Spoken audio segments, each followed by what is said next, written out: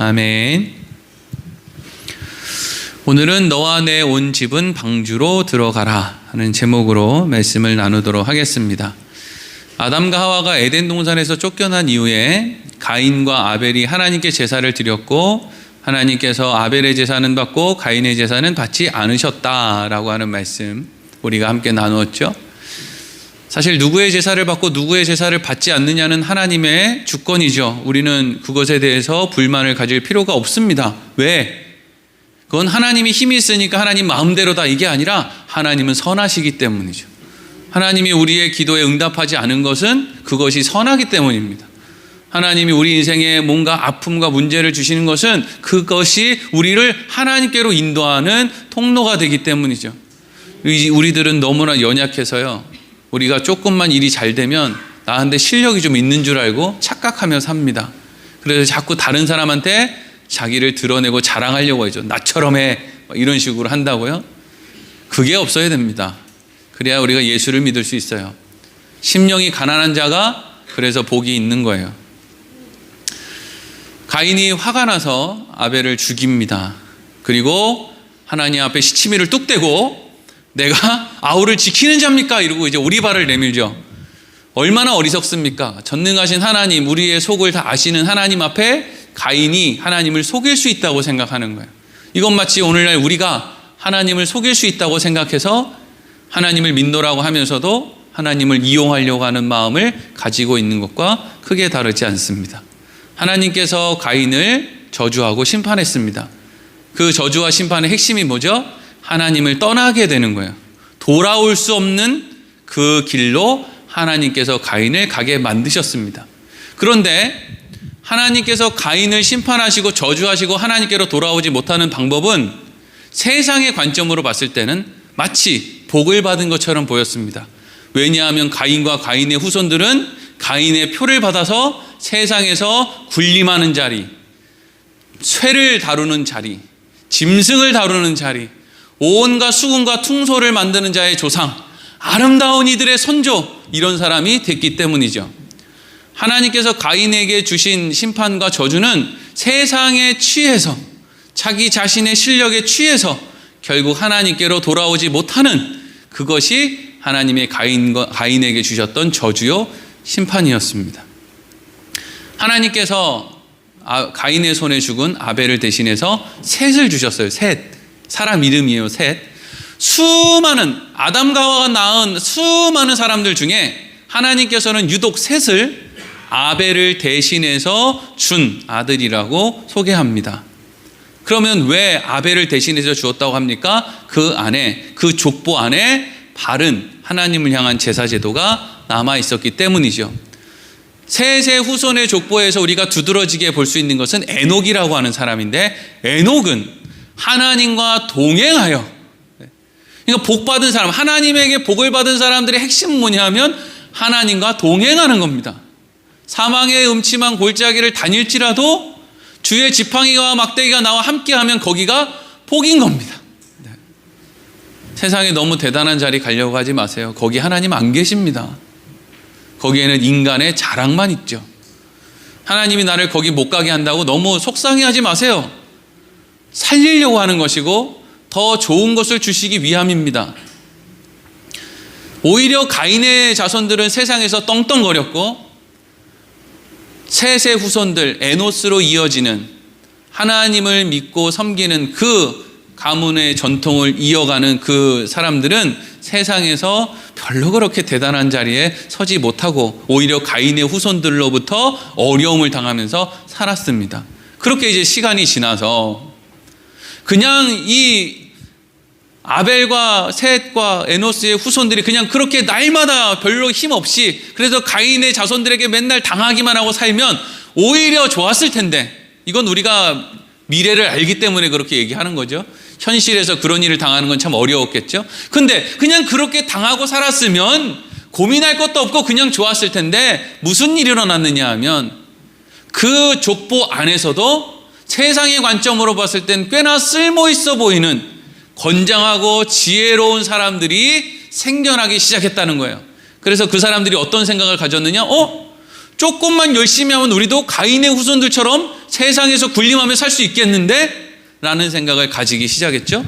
그래서 그 말씀이 뭐였어요? 하나님의 아들들이 사람의 딸들에게로 들어가서 자녀를 낳기 시작했다라고 하는 말이 바로 그런 말입니다. 신앙생활을 하다 보면 세상에 관심을 좀 덜 갖게 되면 사실 세상에서 내가 이렇게 성공해야지 라고 하는 길이 안 보이기 마련입니다. 그런데 어느 순간부터 내가 나도 조금 세상에서 조금 뭔가 힘을 좀 쓰면 나도 세상 사람들처럼 누군가 위에 군림하는 자리에 있지 않을까라는 생각을 하게 되고 그 생각을 가지면 이제 교회를 떠나고 신앙생활 소홀히 할 수밖에 없는 겁니다. 하다못해 고3만 돼도 교회 나오는 것이 그렇게 소홀해지는데 세상에서 뭐 조금 나은 자리 가기 위해서 얼마나 신앙생활을 등한히 하겠습니까? 그게 좋은 일이 아니라고요. 그게 망하는 일이라고요. 우리 교회 아동부가 숫자가 그렇게 많지 않거든요. 절반이 저희 집 애들입니다. 우리 아동부 선생님하고 그런 얘기를 했어요. 우리 애들 자녀들 본인들이 잘 키우는 거지 교회 나와서 교회 선생님들이 애를 쓰고 노력하는 거 너무 아름다운 일이지만 선생님들이 그거 할 수 있는 영역이 아니다라는 거죠. 여러분, 저는 우리 애들을 그렇게 안 키울 예정입니다. 여러분들은 어떻게 키우시든지 말든지. 여러분들 교회 아동부에 너무 큰 기대를 가지고 자녀들 손주들 맡기지 마시고 여러분들이 키우세요. 그게 다가 아니라고. 그게 복이 아니라고. 세상에서 성공하자고 너 시간 내서 하나님 멀어지는 거 그거 복 아니라고. 그거 가르치는 게 1번입니다. 세상에 좋은 직장 가는 거 크게 쓸모없어요. 여러분들을 행복하게 만들어주지 않고요. 여러분 자녀들도 그렇게 대단하게 행복하게 만들어주지 않습니다. 그래서 하나님의 아들들이 사람의 딸들에게로 들어가서 막 자식을 낳고 거기서 영웅이 태어나고 네피림이 태어나고, 이 말이 뭐예요? 이 세상의 질서가 다 하나님을 아는 자든 모르는 자든 세상에서 성공하기 위해서 하나님을 이용해 먹기도 하고 자기들 나름대로 그렇게 몸부림치는 게 이 세상의 전부가 됐다는 거죠. 그랬을 때 하나님이 어떻게 하십니까? 창세기 6장 5절에서 6절 읽겠습니다. 시작. 여호와께서 사람의 죄악이 세상에 가득함과 그의 마음으로 생각하는 모든 계획이 항상 악할 뿐임을 보시고 땅 위에 사람 지으셨음을 한탄하사 마음에 근심하시고. 아멘. 하나님이 세상을 보셨을 때 사람들의 죄악이 세상에 가득하다, 또 그 마음으로 생각하는 모든 계획이 항상 악하다, 이렇게 하나님이 말씀하셨어요. 사람의 죄악이 세상에 가득한 거, 이건 뭐 당연하죠. 가인의 후손들 다 그러고 사는 거죠. 근데 여기서 우리가 생각해야 될 것은 그의 마음으로 생각하는 모든 계획이 항상 악하대요. 이건 이런 것도 포함되어 있습니다. 하나님 저한테 이거 주시면 제가 하나님 영광을 위해서 이렇게 살겠습니다 라고 하는 고백 자체도 하나님이 보실 때에는 그 계획이 악하다는 거예요. 거짓말이라는 거 자기도 알거든요. 여러분 여태까지 하나님한테 기도한 거 다 지키고 살았습니까? 화장실 들어갈 때 마음 나오고 나올 때 마음 다르고 맨날 그러고 살았잖아요. 근데 오늘 또 하나님한테 그거 가지고 장난하는 거죠. 그걸 하나님이 뭐라고 합니까?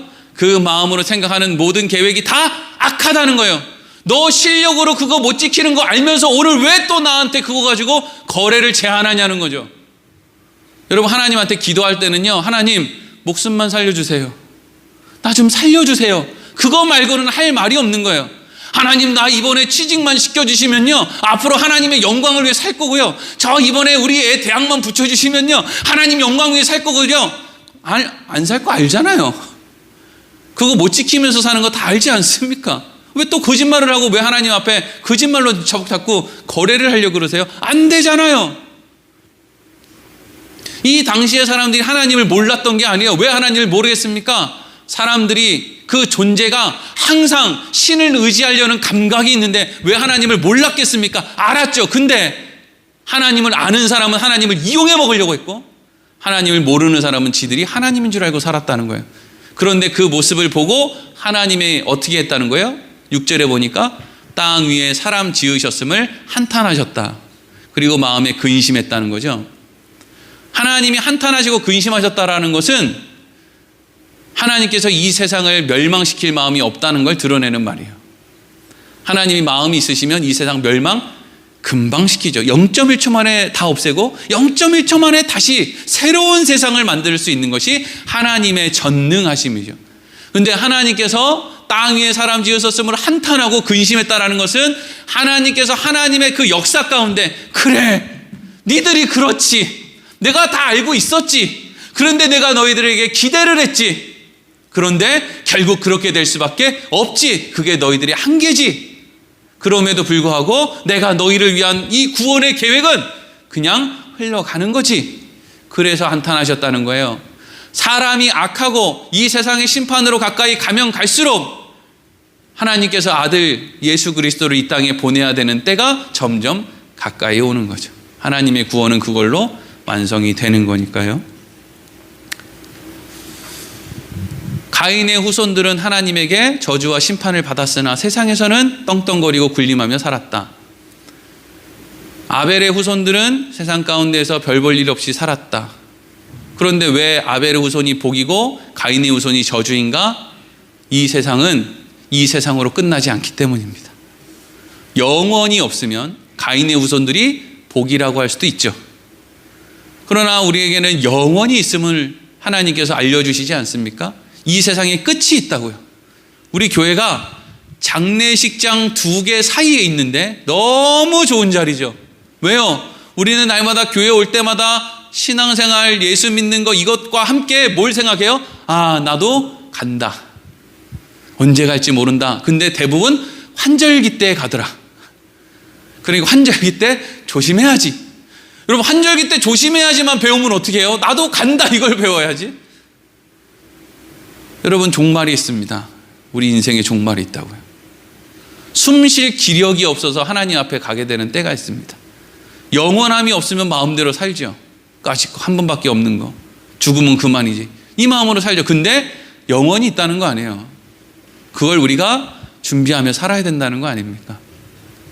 영원히 있기 때문에 가인의 후손이 저주요 아벨의 후손이 복인 거예요. 자, 그래서 하나님께서 구원의 계획을 실행하시는데 하나님의 구원의 계획은 그러면 어떻게 이어지느냐? 창세기 6장 8절 말씀 읽겠습니다. 시작. 그러나 노아는 여호와께 은혜를 입었더라. 아멘. 은혜라는 말은 부모님의 은혜, 스승의 은혜 이런 말 쓰잖아요. 은혜라는 말은 자격이 없는 사람에게 주어지는 게 은혜입니다. 자격 있는 사람에게 주어지는 것은 보상, 상 이런 걸 이야기하죠. 자격 없는 사람에게. 자식에게 무슨 자격이 있어서 부모가 자식을 사랑합니까? 자격이 없는데 도대체 뭘 맡겨놓은 것처럼 맨날 당당하게 손을 내미는 그 인간들한테 부모가 어떻게 합니까? 뭘 빚진 사람처럼 그냥 못 줘서 난리죠. 특히 대한민국 부모님들은. 제가 요즘에 TV나 이런 걸 이렇게 관심 있게 보는데 여러분 다른 나라의 부모님들은요 자식한테 집 사주는 부모님이 없대요. 집 살 때 돈 보태주는 부모님도 없대요. 차 사주는 부모님도 없대요. 명심하세요. 유독 우리나라만 그렇게 다 죽어도 뭔가 잘못한 사람처럼 사는 건 대한민국 부모님들밖에 없어요. 주눅 들지 마세요. 다른 나라 OECD 몇 개국 선진 몇 개국 대단한 그런 선진국들 다 안 사준대요. 여러분들 선진화로 가세요. 좀 후진국으로 가지 말고 무슨 원시시대입니까? 자식들 집 지어주고 살게. 그럼에도 불구하고 부모는 그렇게 죽어서도 더 못 줘서 난리죠. 자식은 자격이 없는데 말이죠. 그래서 자식들이 맨날 뭘로 얘기하는 거예요? 부모님의 은혜다 얘기하는 거죠. 노아가 하나님에게 은혜를 입었대요. 이 말은 노아가 자격이 있어서 뭘 잘나서 믿음 생활을 잘해서 그 안에 무슨 순종과 무슨 열심이 있어서가 아니라 딴 놈들이랑 노아랑 별로 그렇게 차이가 없는데 어떤 면에 있어서는 노아가 딴 사람들보다 또 잘 못하는 부분도 많이 있는데 하나님이 어떻게 했다는 거예요? 노아를 특별히 선택해서 그에게 은혜를 주셨다라는 거죠. 구원의 역사는 지금 아담의 후손들이 일단 한 번 다 죽죠. 그리고 나서 신인류의 조상으로 노아가 세워지는 거예요. 노아의 8 식구가 신인류의 조상이 되는 거죠. 근데 그 신인류의 조상의 시작이 뭘로 됩니까? 하나님의 은혜로 시작되고 있다는 거예요. 그러니까 여러분, 하나님의 구원의 계획 안에 있는 사람은 그 안에 늘 뭐가 존재하느냐? 하나님의 은혜에 대한 마음이 늘 존재하는 거예요. 그 마음이 없으면 맨날 교회를 다니건 뭐 열심을 내던 뭘 어쨌든 하던 그 마음에 하나님의 은혜에 대한 그 감각이 없으면 난 아니구나 생각하시면 돼요. 여러분 안에 하나님의 은혜에 대한 마음이 있으면 나는 복받은 사람이구나 이렇게 생각하면 돼요. 난 자격 없구나. 근데 하나님이 나 같은 사람을 불러주셨구나. 이게 도대체 무슨 일인가? 이게 여러분 동의가 되면 여러분들은 복받은 사람이라고요. 하나님의 은혜 입은 사람의 특징이 있다고 했죠. 창세기 6장 9절 읽겠습니다. 시작. 이것이 노아의 족본이라. 노아는 의인이요 당대의 완전한 자라. 그는 하나님과 동행하였으며. 아멘. 여러분, 노아가 의인도 아니고 완전한 자도 아니에요. 그런 인간이 세상에 어디 있습니까? 근데 하나님이 노아를 의인이요 당대의 완전한 자라고 그냥 여겨주신 거예요. 왜? 은혜를 베풀어 주셨거든요. 자녀 삼아 주셨다고요, 쉽게 얘기하면. 자기 자식이 의롭고 완전해서 여러분, 의롭고 완전하다고 얘기하는 사람이 어디 있습니까? 그냥 눈에 그렇게 보이는 거예요. 그래서 하나님의 은혜 입은 사람은 하나님이 보시기에 의인이요 완전한 자로 보였다. 그리고 하나님의 은혜 입은 자는 뭐 한다는 거예요? 하나님과 동행했다. 그랬더니 6장 22절 어떤 일이 일어나요? 읽겠습니다. 시작. 노아가 그와 같이 하여 하나님이 자기에게 명하신 대로 다 준행하였더라. 아멘. 여러분, 창세기 6장 13절에서 21절까지 말씀을 보면 하나님이 노아에게 방주를 짓는 뭐 재료라든지 아니면 방법이라든지 그런 것들을 이제 구체적으로 알려주시거든요. 축구장만한 크기에 배를 만들으라고 하는 거예요. 당시에 뗏목 좀 이렇게 해가지고 타던 시대에 설계도도 없이 그냥 말 몇 마디로 하나님이 축구장 크기의 배를 120년 동안 만들으라는 거예요. 잣나무로 만들어라. 그리고 역청으로 안팎을 만들어라. 창문은 어떻게 해라. 요거 달랑 가르쳐주고 그거 지으라는 거예요. 근데 6장 22절에 어떻게 했다는 거예요? 다 준행했대요. 어리석은 사람들은 와, 노아가 다 준행했대. 우리도 순종해야 된다. 이리로 가는데 여러분, 이게 노아가 순종했다는 말입니까? 노아가 암만 순종해도요, 하나님이 함께 해주지 않으면 축구장만한 배를 어떻게 만들어요? 여러분, 지금 기술로 만들 수 있습니까? 이 배가 1년을 물 위에 떠 있어야 돼요. 요즘 기술로 대단한 뭐 콘크리트니 뭐 철근이니 이런 걸로 집 지어도요, 집 다 짓고 나서 보면은요, 꼭 어디가 비가 새. 아주 기가 찰 노릇이에요. 몇십억 몇백억짜리 집도요 다 지어놓고 다음에 이상하게 어딘가가 새요. 어디가 새는지도 몰라요. 근데 여러분, 이 사람들이 요만한 뗏목 몇 개 지어둔 사람들이 설계도도 없이, 뭐 설계도가 또 있으면 뭐예요, 보지도 못하는데 그거를 기계도 없이 뭐 그걸 축구장만한 배를 만드는데 노아는 생각했겠죠. 그래, 내가 이렇게 하고 요렇게 하고 요렇게 하면 비도 안 들어오고 뭐 여기 물에서도 안전하고, 그래, 하나님 역청을 바르라고 했으니까 역청을 이렇게 바르면 물이 안 들어오니까 내가 이렇게 할 수 있겠지. 그게 얼마나 웃기는 생각이지. 웃기는 생각. 노아가 최선을 다해서 배를 만들고 노아의 계획대로 배가 만들어지고, 그리고 역청을 가지고 아무리 꼼꼼하게 발라도 그거 물 위에 며칠 못 떠 있다고요. 자기 실력을 모르는 거예요. 모르니까, 무식하니까 용감한 거예요. 그거 원래 그냥, 사실 그거 아시죠? 비가 와가지고 이제 세상이 물에 잠기면 사실 노아의 방주는요, 물에 뜨는 게 아니라 잠수함처럼 사이사이에 물이 빡 들어와가지고 그냥 물속에 이렇게 그냥 잠겨야 된다고요. 원래는 그렇게 만든 거예요. 뭐 얼마나 대단하게 만들었게요, 그걸. 근데 하나님이 그 배를 뜨게 해주시는 거예요. 하나님이 그 배에 물이 못 들어오게 막아주시는 거예요. 그래 놓고 노아한테는 너 참 잘했다. 네가 다 준행했구나. 사실 뭘 준행해요? 알아야 준행하지. 근데 하나님이 그냥 그렇게 여겨주시는 거예요. 그래서 이 모든 말씀의 시작이 뭐라고 그랬다고요? 노아는 여호와께 은혜를 입었다, 이렇게 되어 있죠. 은혜를 입은 거예요. 노아가 중간에 포기하고 싶었던 거, 도망가고 싶었던 거, 세상 사람들과 같이 그냥 살아버리고 싶었던 거, 주위에 있는 사람들은 여러분도 잘 아시다시피 여러분들이 뭐만 하려 그러면, 이게 뭐 부인이건 남편이건 자식이건 옆에 있는 사람들이 꼭 뭐라고 합니까? 아버지 그거 안 돼요. 어머니 그거 안 돼요, 이런다고요. 아니 누가 너한테 나 도와달라 그랬냐? 도와달라고 안 했잖아. 근데 왜 네가 된다 안 된다를 결정해? 내가 해본다니까? 그러면 그냥 응원이나 해주면 되지. 그거 안 돼요. 아주 김 빠지게 만든다고요. 뭐 이렇게 뭐 여성교회에서 뭐 좀 하고 남성교회에서 뭐 좀 하고 또 뭐 교육부서에서 뭐 좀 하려 그러면 김 팍 세게, 그렇게 하면 안 돼요, 막 이런다고요.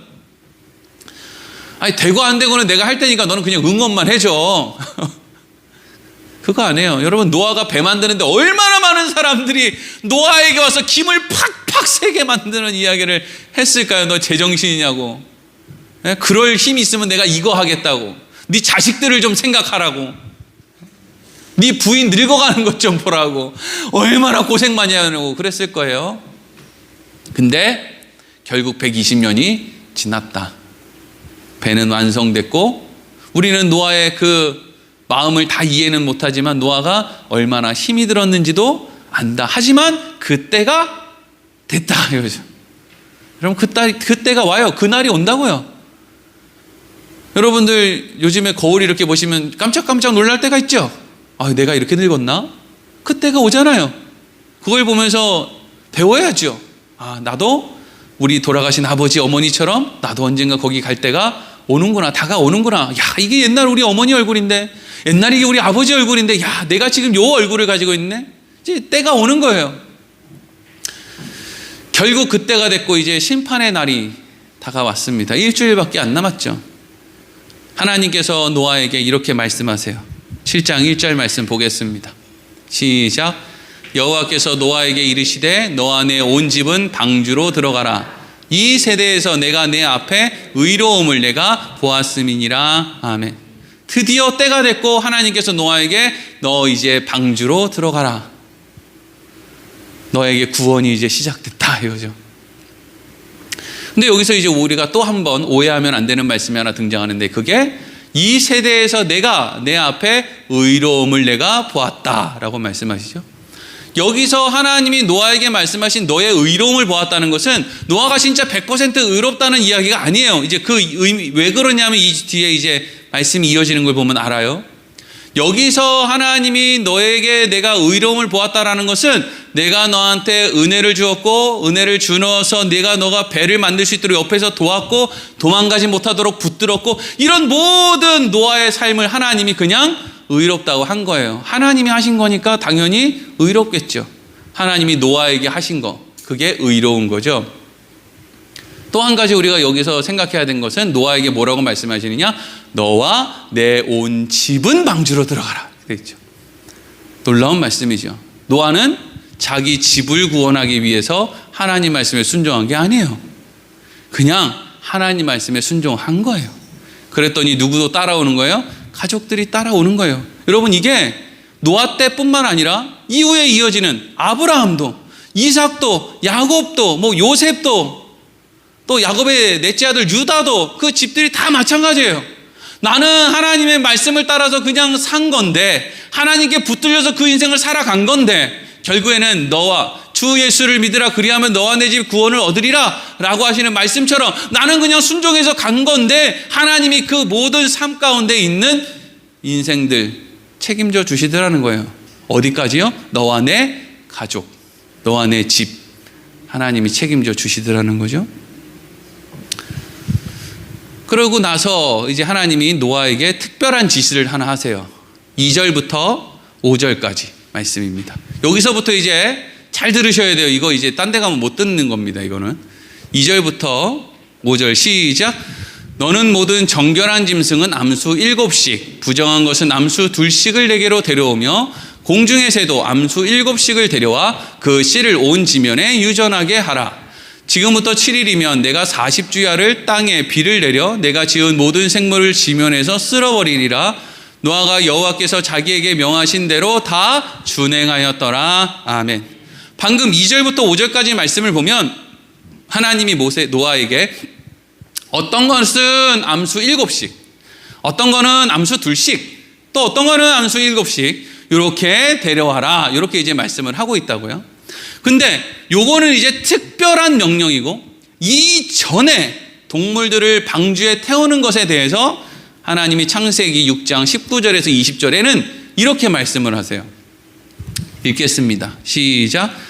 혈육 있는 모든 생물을 너는 각기 암수 한 쌍씩 방주로 이끌어들여 너와 함께 생명을 보존하게 하되, 새가 그 종류대로, 가축이 그 종류대로, 땅에 기는 모든 것이 그 종류대로 각기 2씩 4개로 나아오리니 그 생명을 보존하게 하라. 아멘. 성경을 그렇게 좋지 않은 눈으로 보는 사람들은 이 노아의 방주에 대해서 자꾸 시비를 걸면서 무슨 문제를 시비가 거느냐? 아니, 노아와 노아의 가족들이 도대체 어떻게 짐승들을 잡아왔냐 이거죠.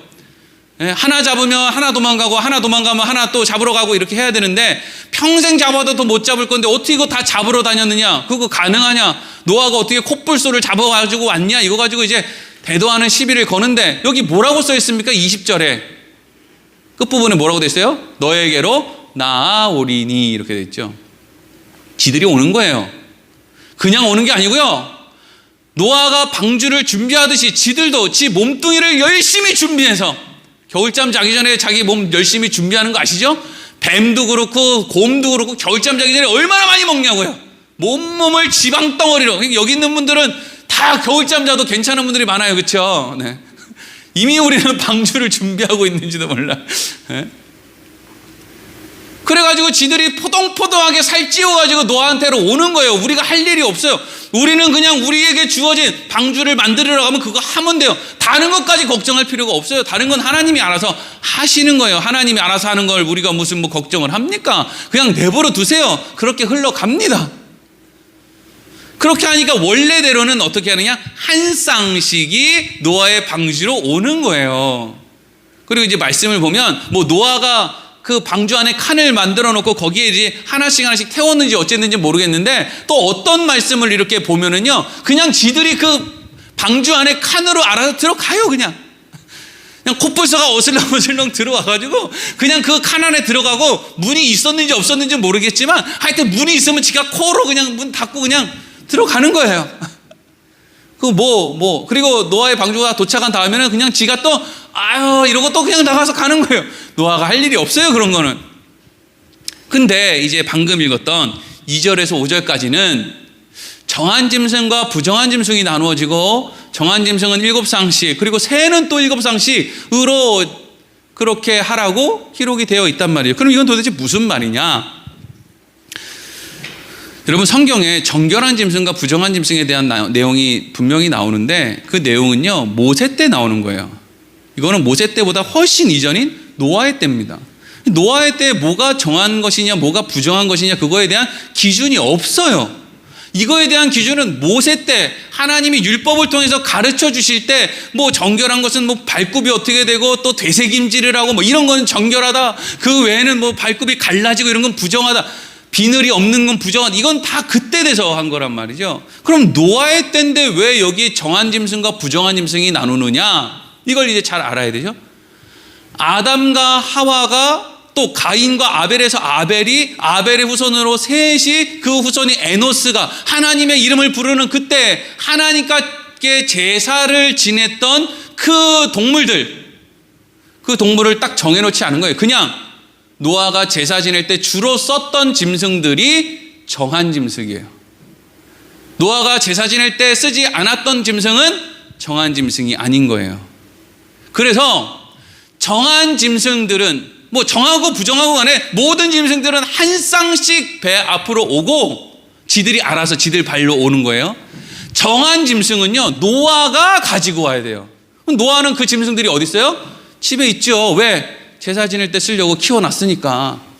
그래서 7쌍씩 집에 있는 짐승, 정결한, 본인이 제사 지낼 때 썼던 그 정결한 짐승 7쌍을 그냥 배로 데리고 오면 되는 거예요. 그게 소든 양이든지 간에 본인이 제사 지낼 때 썼던 그 양은, 짐승은 정결한 짐승이에요. 그러니까 정결한 짐승을 7쌍씩 태우라고 하는 이유는 종족 번식을 위해서는 한 쌍만 있으면 되는데 나머지는 무슨 용도예요? 하나님께 제사 지내는 용도죠.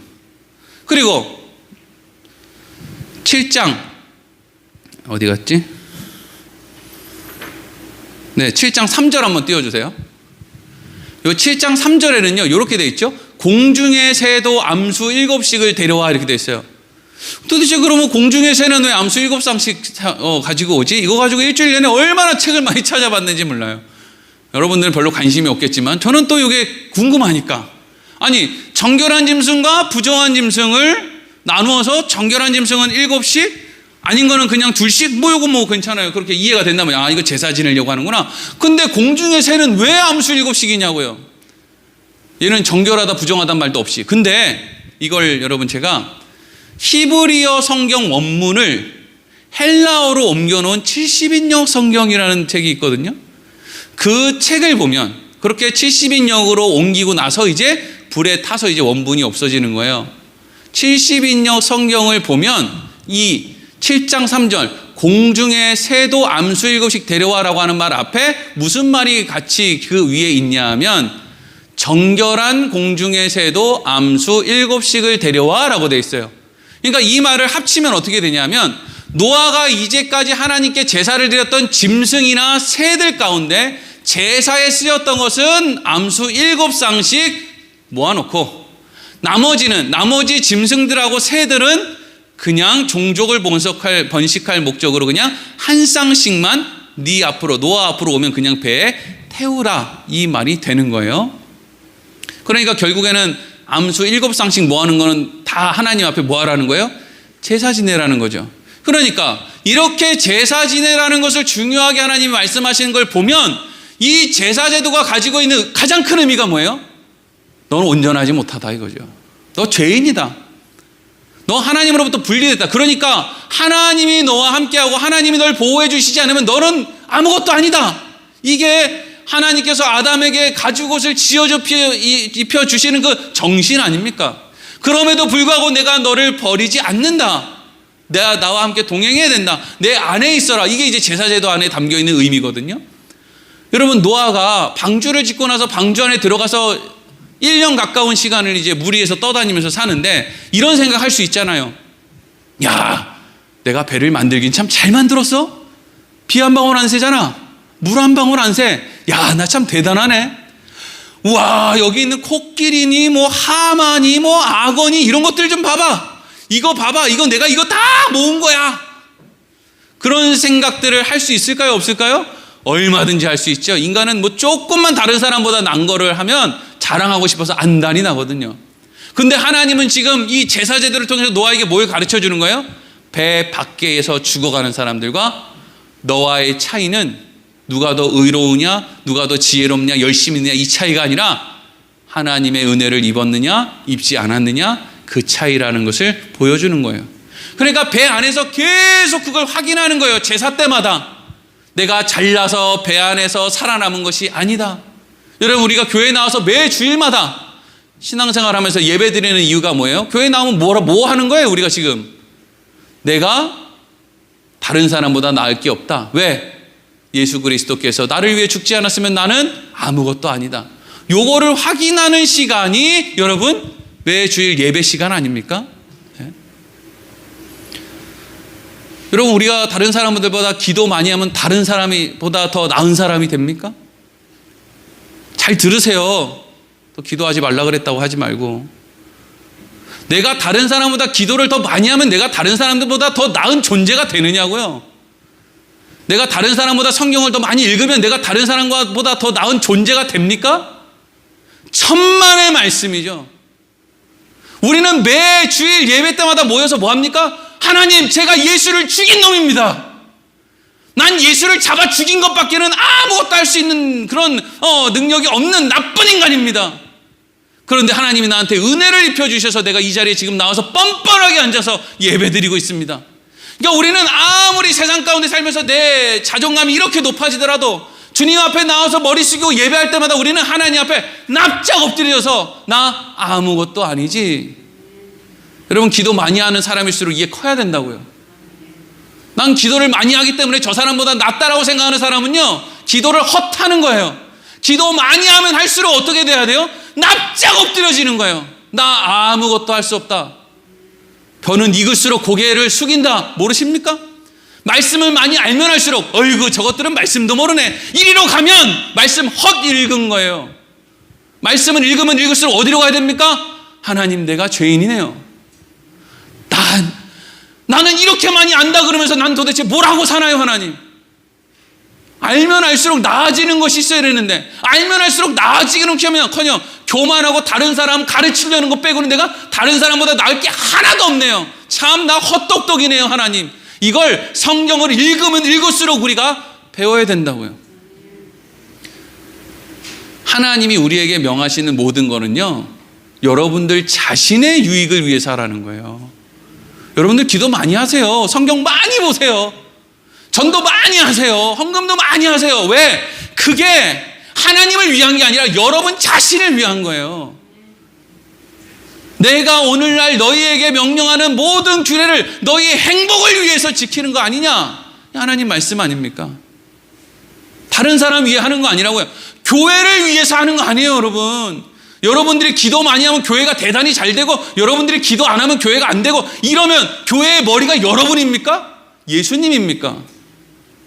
여러분들이 헌금 안 하면 교회가 문 닫고, 여러분들이 헌금하면 교회가 부흥되고, 이게 여러분들이 교회의 머리예요? 예수님이 교회의 머리예요? 우리는 눈에 보이는 건물이 커지면 교회가 커진다고 생각하죠? 천만의 말씀이에요. 교회 건물은 작아지는데 교회가 커지는 일이 훨씬 더 많습니다. 하나님이 노아를 뱃속에서 끊임없이 훈련시키는 거예요. 너 잘난 거 없다고. 네가 잘나서 구원받은 거 아니라고. 뱃속에서 끊임없이 예배드리고 제사드리게 만드는 거예요. 자기의 자격 없음을 깨닫게 하시는 거예요. 밖에 있는 사람들 왜 죽는 줄 알아? 은혜 입지 못해서 죽는 거야. 너는 은혜 입은 사람이야. 그리고 나서 이제 말씀이 어디로 이어지느냐면요, 그 배 좀 타지. 왜 그 사람들은 배를 안 탔나? 아쉽죠? 거기로 이제 말씀이 넘어가는 거예요. 6절에서 12절 읽겠습니다. 시작. 홍수가 땅에 있을 때 노아가 600세라. 노아는 아들과 아내와 며느리들과 함께 홍수를 피하여 방주에 들어갔고, 정결한 짐승과 부정한 짐승과 새와 땅에 기는 모든 것은 하나님이 노아에게 명하신 대로 암수 둘씩 노아에게 나와 방주로 들어갔으며, 7일 후에 홍수가 땅에 덮이니 노아가 600세 되던 해 둘째 달 곧 그 달 11의 날이라. 그날에 큰 기품의 샘들이 터지며 하늘의 창문들이 열려 40주야를 비가 땅에 쏟아졌더라. 아멘. 요 말씀 가지고도 할 말이 많아요.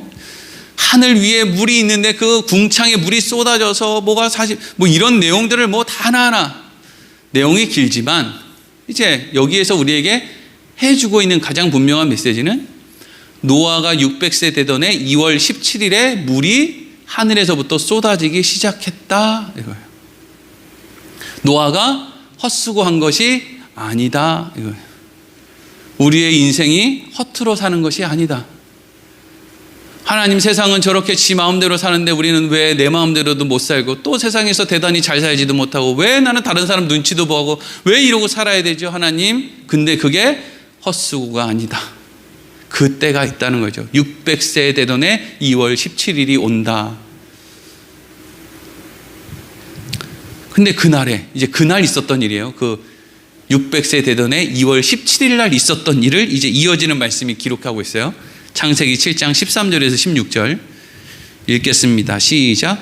곧 그날에 노아와 그의 아들 셈, 함, 야벳과 노아의 아내와 세 며느리가 다 방주로 들어갔고, 그들과 모든 들짐승이 각 종류대로, 모든 가축이 그 종류대로, 땅에 기는 모든 것이 그 종류대로, 모든 새가 그 종류대로, 무릇 생명의 기운이 있는 육체가 둘씩 노아에게 나와 방주로 들어갔으니, 들어간 것들은 모든 것의 암수라. 하나님이 그에게 명하신 대로 들어가매 여호와께서 그를 들여보내시고 문을 닫으시니라. 아멘. 13절 띄워주세요.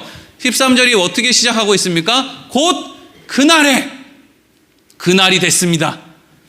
600세 대전의 2월 17일 비가 하늘에서 쏟아지는 그날이 됐습니다. 그날, 비가 내리는 그날. 다시 16절 띄워주세요. 16절. 모든 하나님의 뜻대로 노아가 뭐 배에 뭘 태우고 뭘 짐을 싣고 이거 다 끝났어요. 그리고 나서 16절 제일 끝에 누가 문을 닫습니까? 하나님이 노아 방주의 문을 닫았습니다. 그러니까 노아의 방주의 문이 닫히기 전까지 하나님께서 노아에게 찾아와서 얘야 7일 있으면 이 세상이 이제 물로 심판을 받을 것이다. 그러니까 너는 너한테 나오는 짐승들 이렇게 태우고 먹을 거 하고 정한 짐승 태우고 이렇게 해라. 근데 그거 다 하는데 7일이나 걸리냐고요. 7일 안 걸려요. 지들이 알아서 들어갈 테고 뭐 정결한 짐승 7상 뭐 새나 짐승들 옮기는 건 뭐 금방 옮기죠. 그리고 나서 7일 동안 여러분 노아가 뭐 했을까요? 여러분들 지금부터 일주일 있다가 주님 다시 재림하신다. 이 세상은 끝난다. 그럼 일주일 동안 뭐 하겠습니까?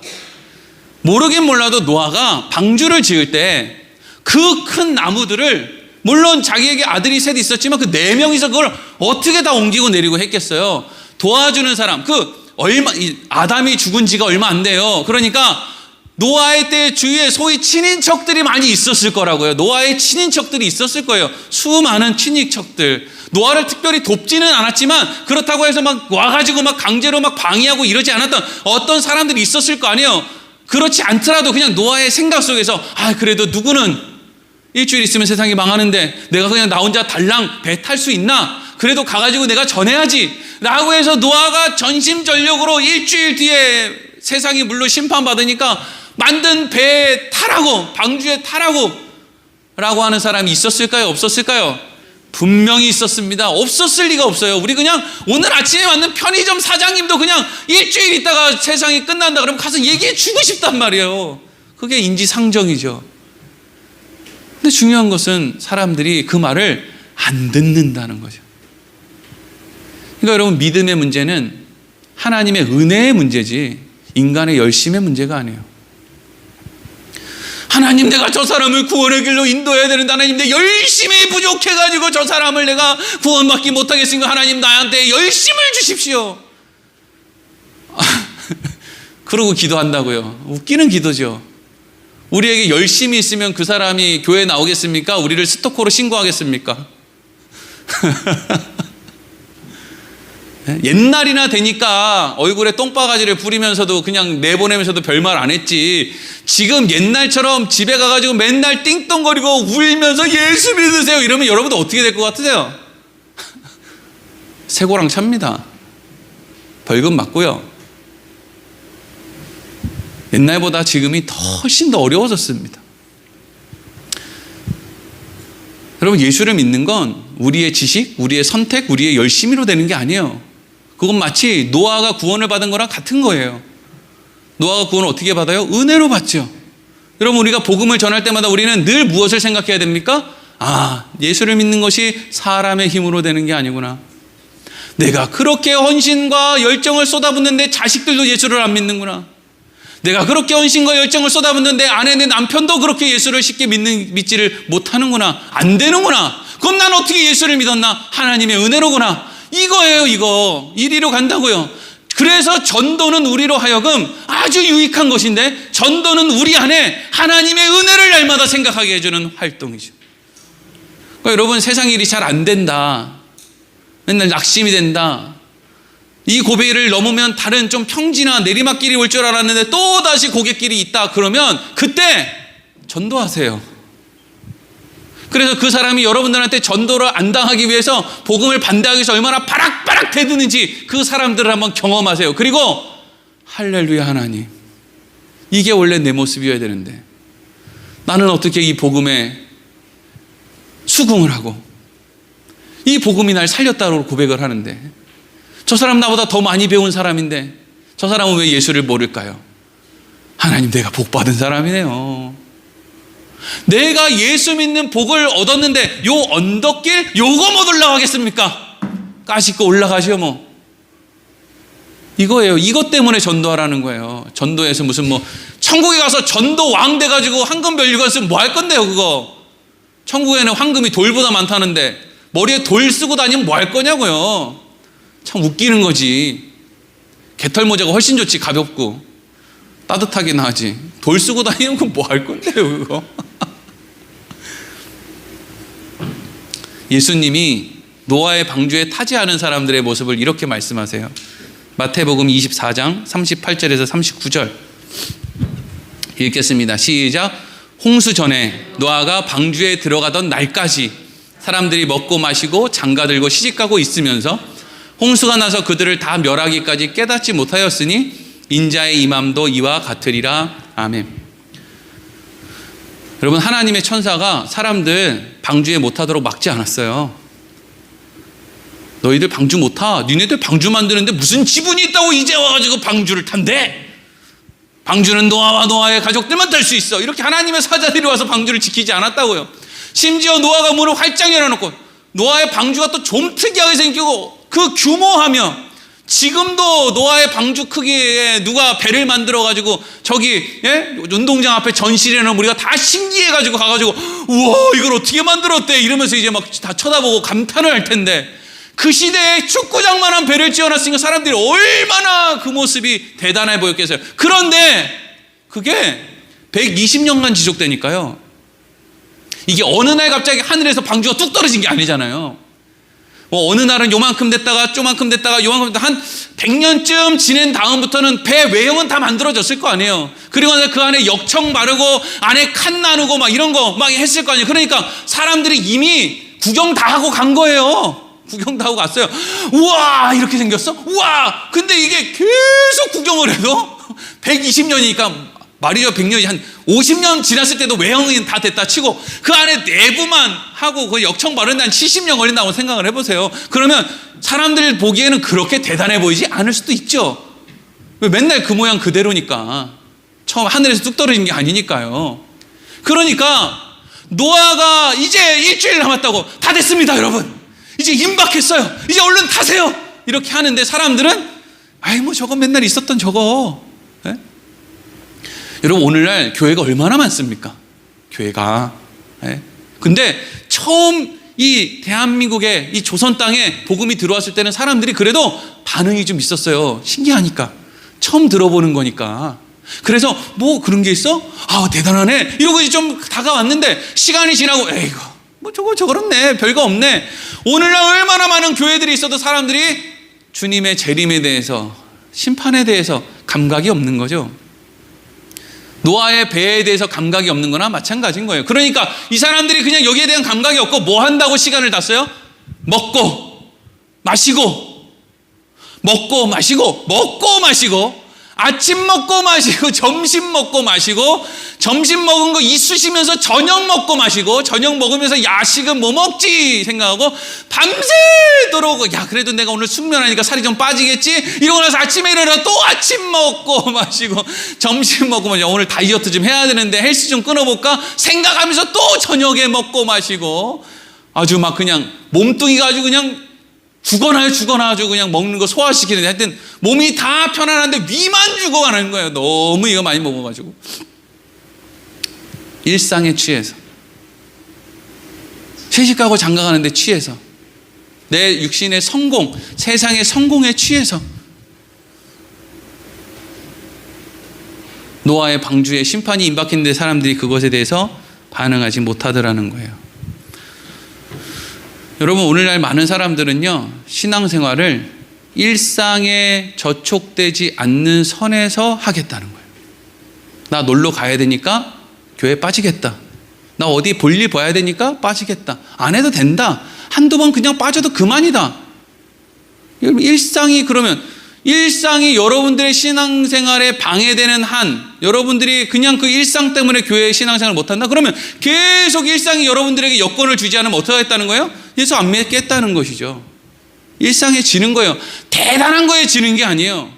뭐 너 목에 칼을 들이대고 너 죽을래 살래 너 예수 믿으면 죽는다 이러면 거기서 난 예수를 믿고 죽겠습니다 이런 것 때문에 지는 게 아니에요. 일상 때문에요. 먹고 마시는 것 때문에 오늘 재밌게 놀러 다니는 것 때문에 그냥 돈 좀 몇 푼 버는 그것 때문에 주님의 재림이 임박했는데, 내 종말이 임박했는데, 이제 배에 물이 차서 이제 배가 뜰 때가 임박했는데 그 별것 아닌 일상 때문에 포기하더라는 거예요. 여러분, 그래서 오늘 많은 사람들이 자기의 일상은 영향을 받고 싶지 않고, 그럼에도 불구하고 또 구원도 받고 싶고 상도 받고 싶고 하니까 요즘 그리스도인들이 적당히 타협하는 것 가운데 하나가 뭐예요? 유명한 교회를 찾아다니는 거예요. 유명한 교회 훌륭한 목사를 찾아다니면서 마치 그 유명한 교회 훌륭한 목사가 기도 많이 하는 걸 꼭 내가 기도 많이 하는 것처럼, 기도 많이 하는 교회 목사, 그 교회 다니면 여러분들이 기도 많이 하는 겁니까? 아, 저 교회 목사님은 말씀을 많이 하니까 내가 저길 다녀야지. 말씀 많이 아는 교회 다니면 뭐 할 건데요? 나는 말씀을 모르는데. 또 말씀 많이 알면 뭐 합니까? 말씀 아는 대로 살지도 않을 건데. 근데도 그냥 그렇게 하고 싶은 게 뭐예요? 내 일상은, 나는 변화되고 싶지 않고 그 열매는 따먹고 싶은 거죠. 그게 오늘날 교회가 망하는 이유예요. 그래서 교회를 크게 짓고 그럴듯하게 번듯하게 짓고, 교인들은 그럴듯하고 번듯하게 지어놓은 교회에 다녀야 자기의 일생은 피해받지 않으면서, 나 그래도 서울의 대형교회 다니는 사람이야. 아주 서울의 대형교회 다니는 사람들은 왜 자꾸 우리 시골에 있는 작은 교회에 와가지고 자기 자랑을 자꾸 하는 거예요? 꼴보기 싫게. 그럼 오지를 말지. 네? 서울의 대형교회 다니면 자기가 서울의 대형입니까? 이름이 대형이에요? 그냥 거기 다닌 거잖아요, 몇 번. 우리도 거기 몇 번 다닐 수 있다고요. 우리는 뭐 거기 못 다녀서 안 가는 줄 압니까? 뭐 까짓거 뭐 차 끊어서 한 번 다니면 등록하면 그 교회 교인 되는 건데 뭘 대단하다고, 내가 서울의 땡땡교회 출신이야. 그런 땡땡교회 출신이면 죽어야지, 순종해야지, 겸손해야지, 낮아져야지, 차기를 부인해야지, 차기 십자가가 무엇인지를 우리에게 가르쳐줘야지. 그것도 못하면서 왜 자랑이에요? 여러분, 우리는 이 세상에 심판, 종말이 있지 않다면 우리만큼 당황스럽고 손해보는 사람들은 없을 거예요. 그런데 여러분, 이 세상은 심판과 종말이 반드시 있습니다. 그 증거가 부활의 첫 열매가 되신 예수 그리스도죠. 바울이 이런 말을 해요. 고린도전서 15장 19절에서 20절 읽겠습니다. 시작. 만일 그리스도 안에서 우리가 바라보는 것이 다만 이 세상의 삶뿐이면 모든 사람 가운데 우리가 더욱 불쌍한 자이리라. 그러나 이제 그리스도께서 죽은 자 가운데서 다시 살아나사 잠자는 자들의 첫 열매가 되셨도다. 아멘. 여러분, 이 시대의 방주가 뭐예요? 예수님이 방주예요. 예수님이.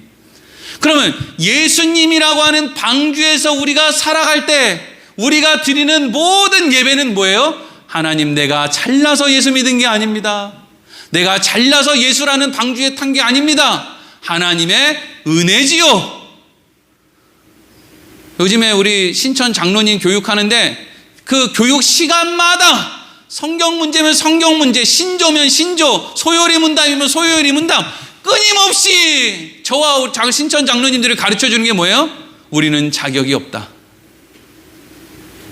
하나님의 은혜다. 알면 알수록 낮아진다. 여러분, 그걸 가르쳐 줘요. 그게 맞기 때문이죠. 그러니 이 세상의 것이 전부라면 우리는 겸손하고 낮아지고 은혜고 이렇게 무슨 의미가 있어요? 그런데 이 세상이 전부가 아니라고요. 그러니까 그게 의미가 있는 거예요. 여러분, 예수 그리스도라고 하는 방주를 타는 사람들은 이 세상의 것이 전부가 아니라는 것을 알게 됩니다. 그것을 아는 삶, 그것을 아는 사람으로서의 마땅한 삶을 끝까지 살아가는 우리의 삶이 되기를 소망합니다. 기도하겠습니다.